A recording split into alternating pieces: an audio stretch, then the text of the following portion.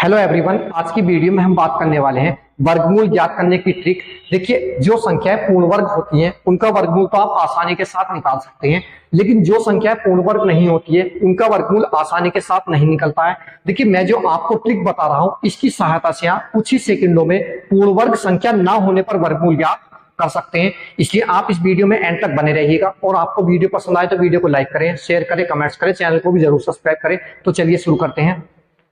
देखिए, आप जानते हैं सभी कि अगर हमें वर्गमूल 25 का मान निकालना है तो सभी की याद होगा कितना हो सकता है हमारा 5। इसी तरह से हमारे पास यानी कि वर्गमूल अगर 100 का मान आपको याद करना तो कितना होगा 10।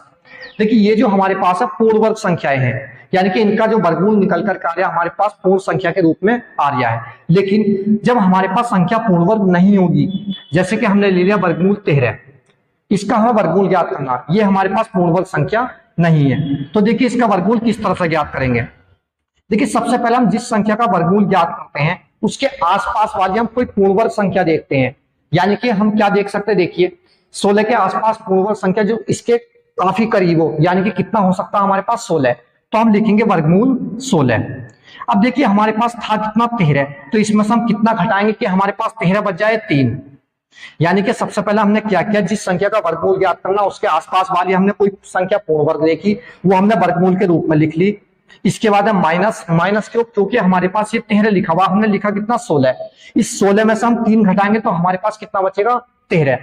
अब देखिए, इसके बाद में इस वर्गमूल 16 का मान आपका कितना होगा 4, माइनस का निशान। देखिए 3 हमारा ऐसी। अब इसके बटे में हम संख्या लाते हैं, वो कैसा आएगी ये बात आपको समझने की है। देखिए, जो यहां हमारे पास संख्या होगी कितना है 4, इस 4 का दुगना करेंगे, यानी कि आप 4 का दुगना करोगे कितना होगा 4 दूनी 8, तो 8 हम यहां लिखते हैं। तो यह आ गया 4 माइनस इस 8 को हम 3 से भाग करेंगे, 8 को 3 से भाग, पॉइंट ला के 0 बढ़ाएंगे, 8 से 8 किया 24, कितना बचा हमारा 6, फिर 0 बढ़ाएंगे, 8 से 8 सत्ते 56। इसी तरह से हमारा कितना बचा 4, फिर 0 बढ़ाएंगे, 8 से 8 पंजे 40, यानी कि इसका मान आपका कितना है 0.375। अब इसे हम क्या करेंगे, इस 4 में से घटा देंगे, यानी कि 4 में से हम घटाएंगे कितना 0.375। देखिए यहां कितना बचा हमारे पास 5, यहाँ 9 में से 7 घटाया 2, यहाँ कितना 9 में से 3 घटाया 6, पॉइंट का पॉइंट 3 का 3, तो ये हमारे पास बचा इसका मान, ये आया हमारे पास 3.625। तो ये क्या आ गया, इसका आपका वर्गमूल ज्ञात हो गया, यानी कि निकल करके क्या है हमारा ये वर्गमूल। इसी तरह से एक संख्या और देखते हैं। देखिए, जैसे मान लिया कि हमने कोई संख्या ले ली, अब क्या हमने ले लिया वर्गमूल 19।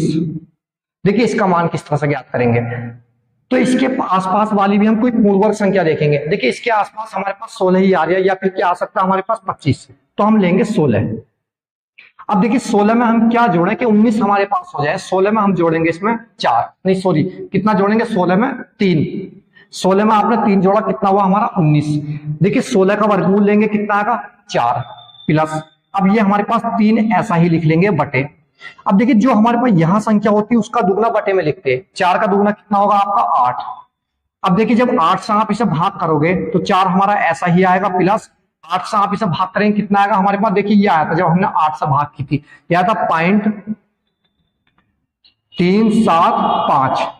तो देखिए अब हम इसमें क्या करेंगे, जोड़ लेंगे 4 में, तो 4 में जोड़ेंगे 4.378, ये क्या आएगा आपका इसका वर्गमूल निकल करके। देखिए, आप इस ट्रिक की सहायता से किसी भी संख्या का वर्गमूल ज्ञात कर सकते हैं जो हमारे पास पूर्ण वर्ग संख्या नहीं होगी। तो आज की वीडियो यही समाप्त होती है, नेक्स्ट वीडियो में आपसे मिलते हैं, जब तक के लिए बाय, धन्यवाद।